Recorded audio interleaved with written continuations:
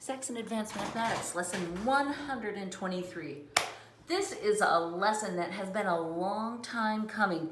We have been talking about conic sections. I'm making air quotes that you can't see. All these different shapes. Hyperbola, circles, parabolas, ellipses. They're same, but different. They're easy to confuse. We've graphed them, we've played around with their equations, but we've never really sat down and looked at them all at the same time and said, how are they the same and how are they different? Well, guess what? Today's your lucky day. I'm so excited to be able to do it.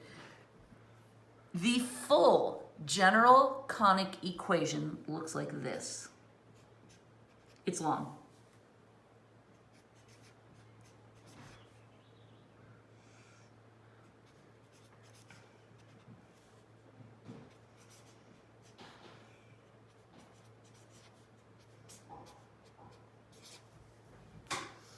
There it is.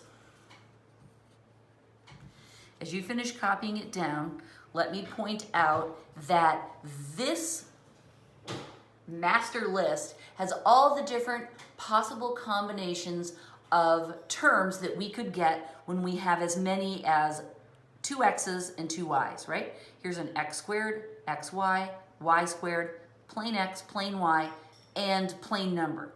So all of the formulas we're going to look at will be drawn from this list of possible terms, but you'll see that each one has some different variations. So what we're going to do is we're going to make this the top of our chart.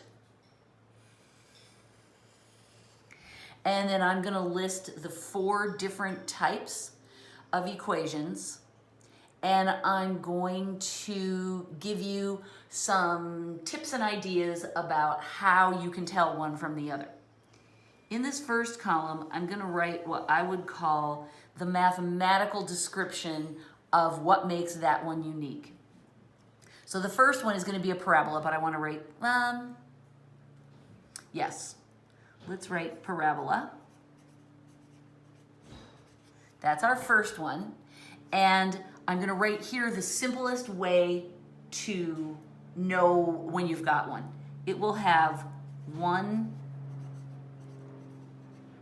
squared term. Okay? That's my best hint. But I'm going to also give you the mathematical set of notes. In a parabola, B and C are equal to 0. Oh no, they do equal 0. Sorry, I wrote don't. Oh, that's sad. B and C equal 0. So we won't have a B term and we won't have a C term because they're set to 0. So those two go away. We just have the one squared term, and we also have to say that A and E are not equal to 0. So we do have those two terms. That is what it takes to get a parabola.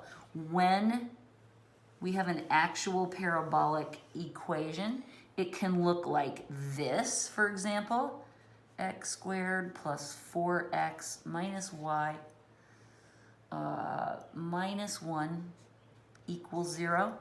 But we can also complete the square on that so that it's ready for graphing, and that looks like this. Right? We've practiced doing that. We complete the square. So this is information about the parabola. You can tell when you've got one because it has one squared term, and there it is. We see it right there. B and C are equal to 0, so those terms disappear from the list. So we have an x squared, a plain x, a plain y, and a plain number. And sure enough, there they all are. And then we also are familiar with a parabola as having an equation that looks like that, because that's how we can complete the square and actually graph it.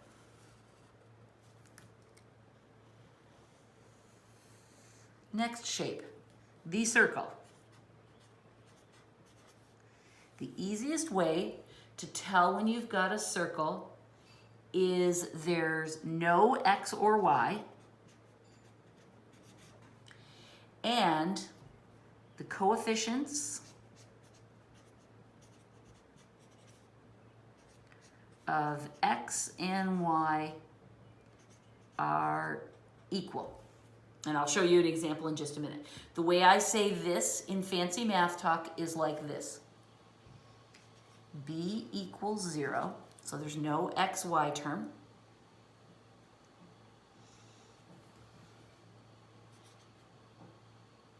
A equals C, and A and C do not equal 0. So we need to have x squared and y squared terms. B equals 0, so there's nothing there, and A and C are the same. All right, so there's our information. How do these equations look? Well, they're long.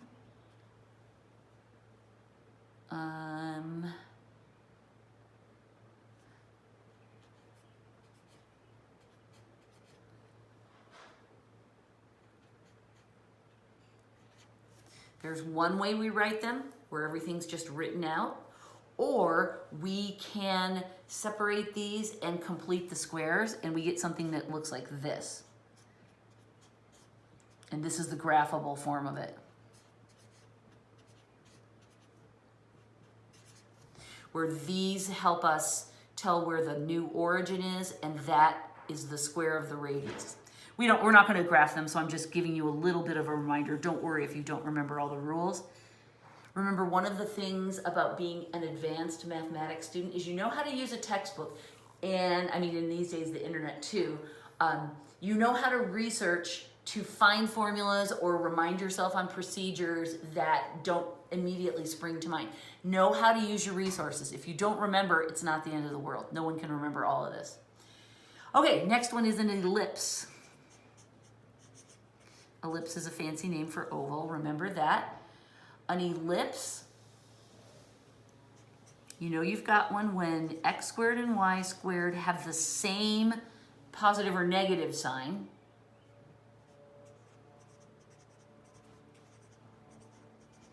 But different values.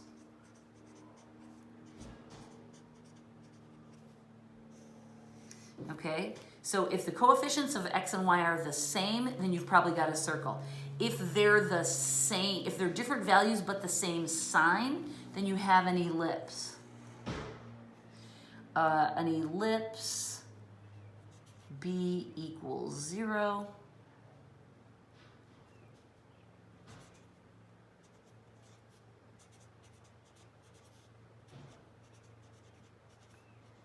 A and C have the same sign, and A does not equal C. If A equals C, you've probably got a circle. If A does not equal C, you have either an ellipse or the next one. It depends on whether they have the same sign or not. So we'll get to that in just a second. These equations for an ellipse, I'm just going to write one of them.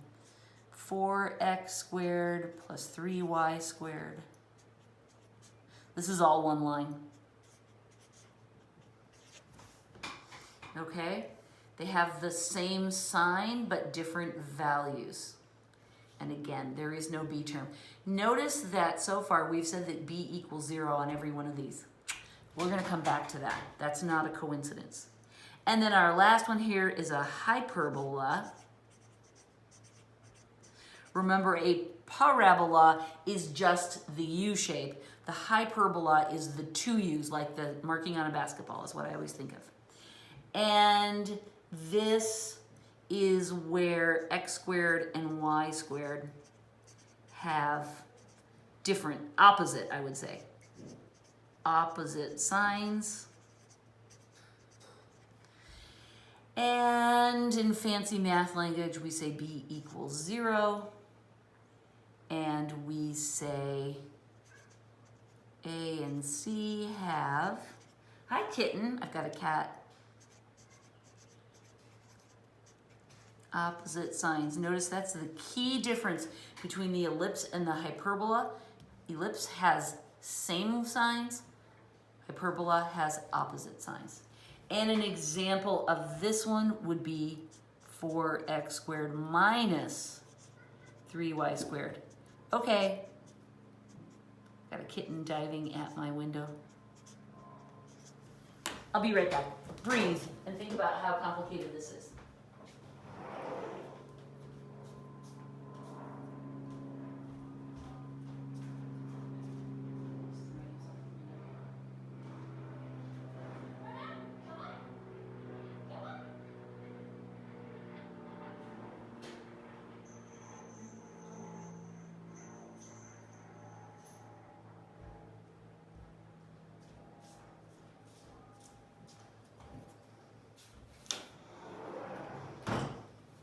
Okay, kittens in the house and all is well. I can go back to my life.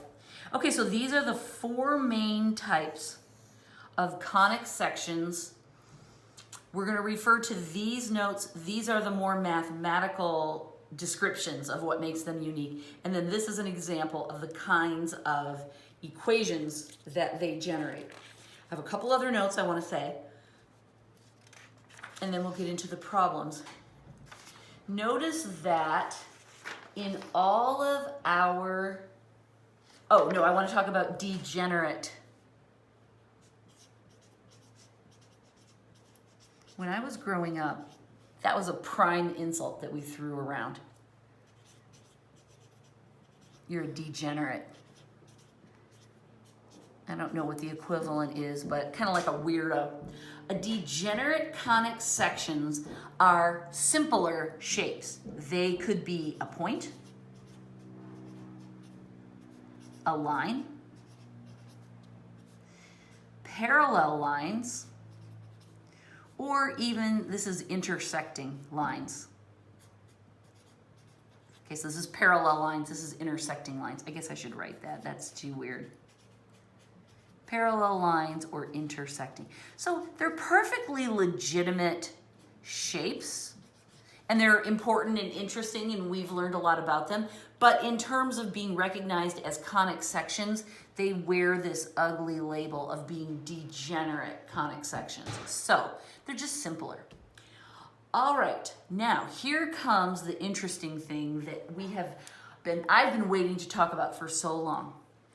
If, in our list of things, if b equals 0, then that means, let me write it and then I'll explain it.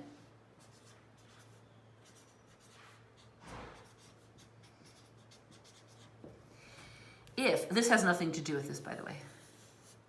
If b equals 0, then there will be an xy term. Let's look at our first page and remind you. In all of these, look, I said b equals 0, b equals 0, b equals 0, b equals 0. B is right here.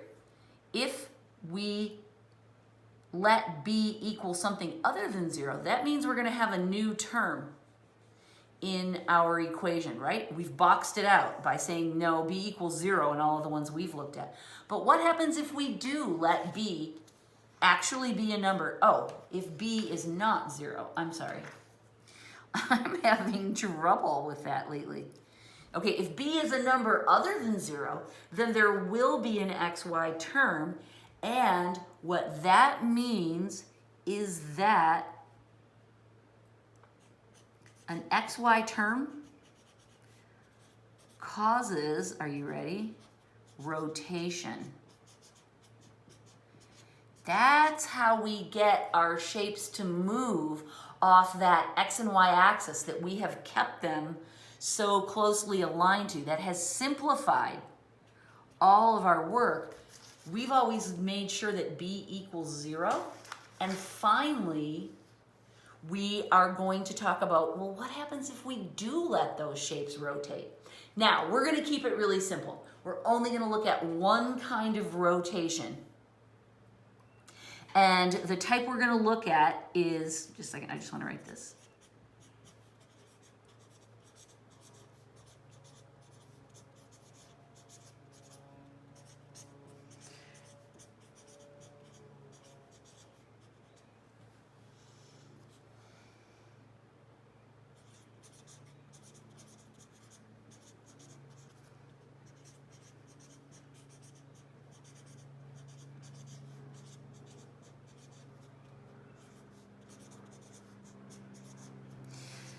We're going to keep it really simple. We're going to look at equations that have that xy term so we can start to study just a little bit of how the rotation works, but we're going to limit our study to the very simplest version imaginable, and that is an equation that contains only an xy term. Okay? What we will get are hyperbolas. Okay, and they will either be first and second quadrant, or first and third quadrant, something like that, or second and fourth. Okay, those are the only two that we're going to look at. First and third or second and fourth quadrant. So it's going to be, we're going to open up this new wild card of rotation, but in a very controlled and very simplified way. So you will not freak out and you will not be scared. It's super straightforward, okay? So this is what we'll be looking at, is versions of this. These are just sloppy little sketches. Obviously, when we graph them, they'll be perfect and beautiful. And what's fun is that we're going to just make a table to calculate the values. We're not going to use any big equation and learn how to, read a bunch of codes to do our detective work. It's going to be quite straightforward.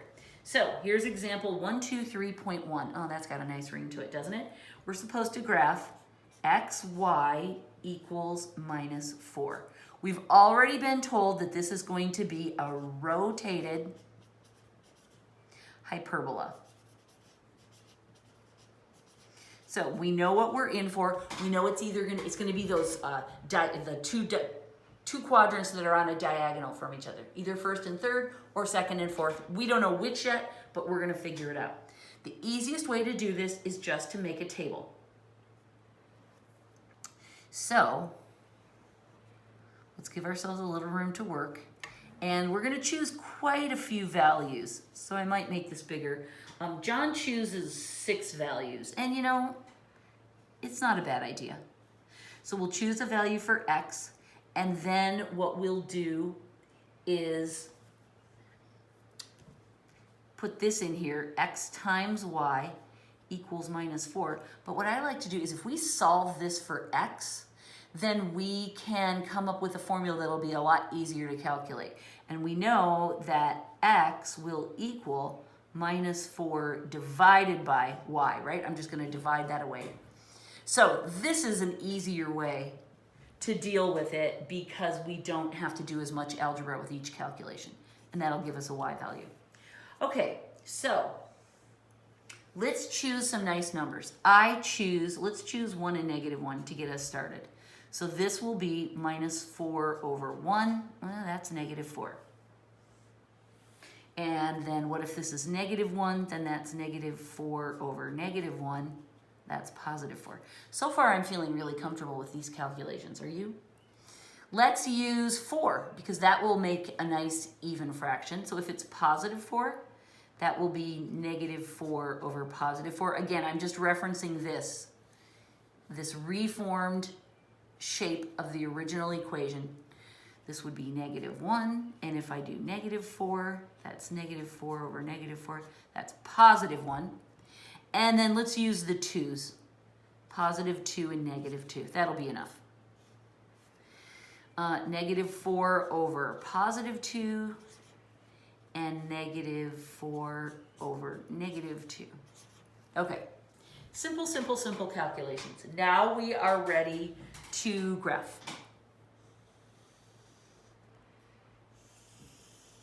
And I'm going to double up on my graph paper to make these super easy to see.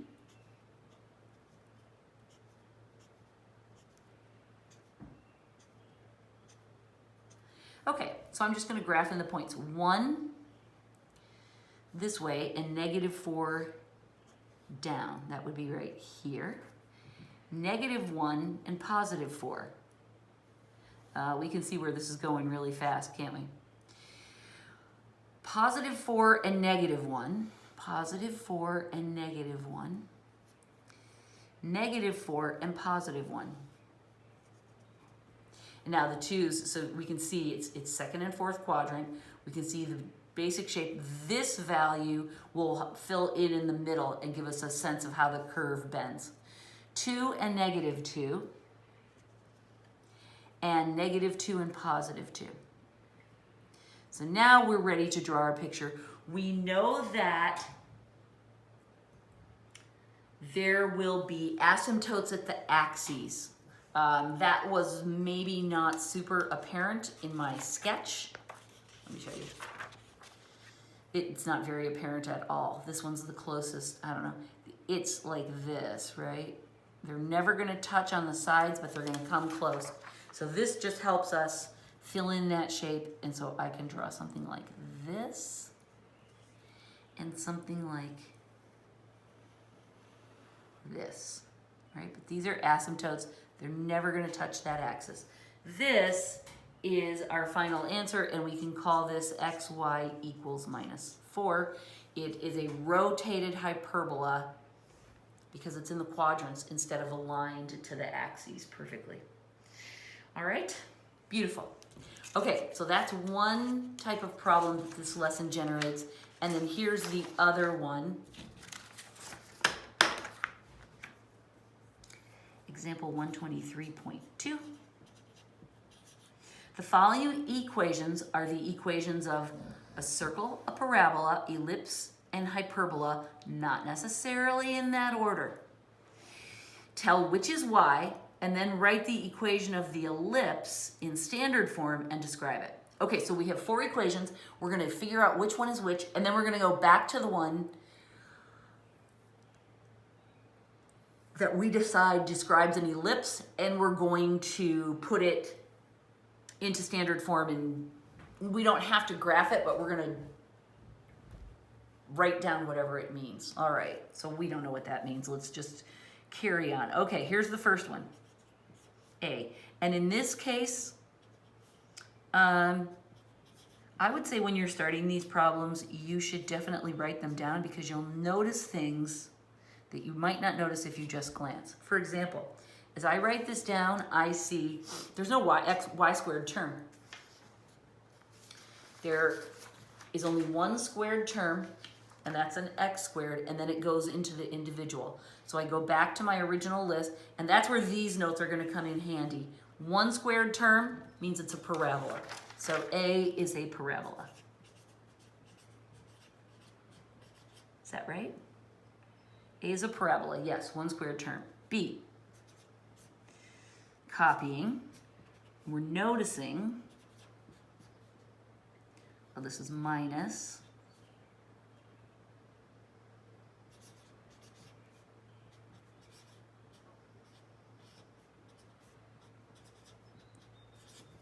so I take my attention to these squared terms. We do have an x squared and a y squared. They have the same value and the same sign. The coefficients are the same. So I look here and I go, okay, coefficients of x and y are the same. Does this look like what we have? X squared, y squared. Oh, this should be an x. Oh my gosh, you guys, I'm so sorry. Way back in the beginning, that should be an x. That is so bad. I'm sorry. This, B, is a circle. Because there's no xy term, but there are 2 squares, and the coefficients on them are equal. So that is the right answer. And I apologize again. This should be an x because these terms should be different. Who knows what else I'm going to find? Well, at least I'm finding my mistakes and correcting them, right? The third one, 2x squared minus 3y squared. Okay, so I see squared terms. I see different coefficients and a different sign. I think that's going to be helpful.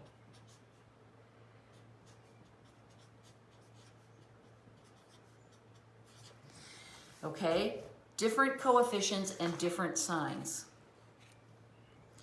An ellipse, they have the same sign. An hyperbola, in a hyperbola, there, it's not an hyperbola, x squared and y squared have opposite signs. This must be a hyperbola.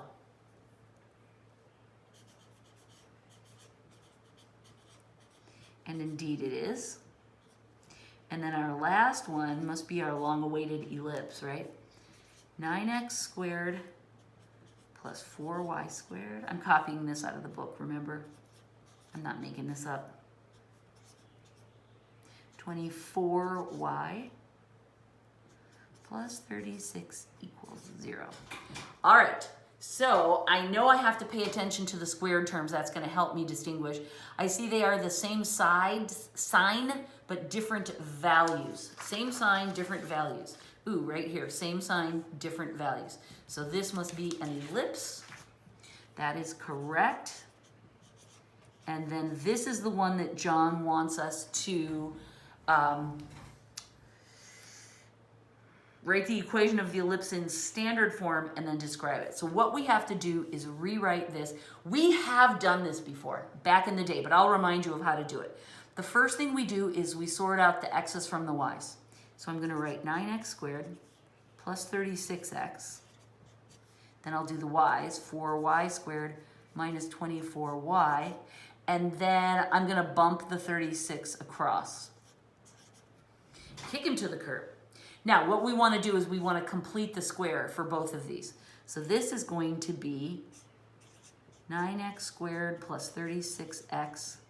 And then I don't want the parentheses so close. Then I'm going to magic number in here, plus 4y squared minus 24y, leave a little space, equals minus 36. Now, before I do magic numbers, I can see these need to be factored. These numbers are big and messy. I don't want to deal with that. So I'm going to pull out a 9 from this one. Then I'll have x squared plus 4x. Okay, I like that way better. Room for a magic number. Plus, then here I'll pull out the 4, and I'll have y squared minus 6y, much better. And that is a minus 36. I wrote a minus sign there. It's just hard to see it. Okay, now I can create magic numbers. I don't know about you, but I've gotten to where I can do magic numbers in my head. You take this number, you divide it by 2, and you square it. So this will be x squared plus 4x. 4 divided by 2 is 2. 2 squared is 4. Now I know that if I add it here, I have to add it to the other side. But remember, I'm not adding just 4 because I'm multiplying it by 9. So I have to add 36. Oh, well, that's kind of nice. It gets us back to 0, right? Now that side's good. Now I have to work over here. Y squared minus 6y. I take the minus 6 in my head. I divide it by 2. That gives me minus 3. And then I do plus 9 right there. But again, I have to add not 9 over here, but 36. Interesting how it turned out to be the same number, right? So now, I don't know why I suddenly chose to draw a line. Now I'm going to write these as perfect squares. So it'll be 9 times, this will be x plus 2, quantity squared, plus 4 times, and this will be y minus 3, quantity squared, equals, these two cancel, and so I have 36 over there. Okay? So we just sorted them out into x's and y's. We factored, then we completed the square. Now for our last step, the right side has to be set to 1, so I have to divide this by 36. But I'm kind of okay because look, these numbers are all going to work out. Pretty nice, right? Because this will cancel, and I'll have 4 in the denominator. This will cancel, and I'll have 9 in the denominator. This will cancel, and I'll have 1.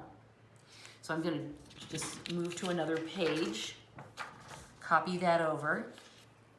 So this is x plus 2 quantity squared over 4 plus y minus 3 quantity squared over 9 equals 1. Now, that's right. We did that correctly. Now we have to remember, how do you graph ellipses? What's that all about? Remember, they're the oval-y shapes. Remember, they can be... I'm not going to graph this. We're just going to use this as a talking point. They can go this way, or they can go this way. This is the major axis.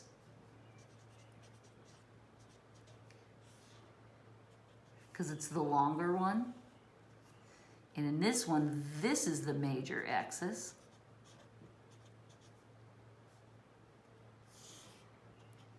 And then this other one is the minor axis. because it's littler. And the way we determine that is just by looking at which number's bigger. In this one, the major axis is the x, the minor is the y, and then this one flips it around. The major is the y, and the minor is the x. So we look at ours, and we look at the denominators, and we see that ours has its y is the major axis, and the names of these, this we call a horizontal ellipse. Horizontal. Because the major axis is going horizontally, and this one we call a vertical ellipse because the major axis is going up and down. Why is the major axis in ours? Because this number is bigger. So that tells us it's a vertical ellipse. It's this way. Now we know that the square roots of these numbers tell us the length of half of it. So 9 divided by 2, no, square root of 9 times 2 equals the length. We take the square root of this and we double it to get the length of the major axis. So this tells us major axis, or I'm sorry, the major, what's the right term? No, that's right. The major axis is, that would be 3, so it would be 6 units long. And the minor axis, we do the same thing. We take the square root of the denominator, that's 2, and we multiply it by 2, so that's 4 units long. And then what do these numbers do? These numbers give us the center of the ellipse. So the center will be at, first the x value, it'll be -2, it's the opposite sign, and +3. This is what John is looking for. He wants to know that it's a vertical ellipse, and he wants to know that the major axis is 6, the minor axis is 4, and the center is -2, 3. Again, we did this months ago, but here it is back again. This is everything John was hoping we would come up with. All right? If you want to review this, let me just quickly look. The ellipse.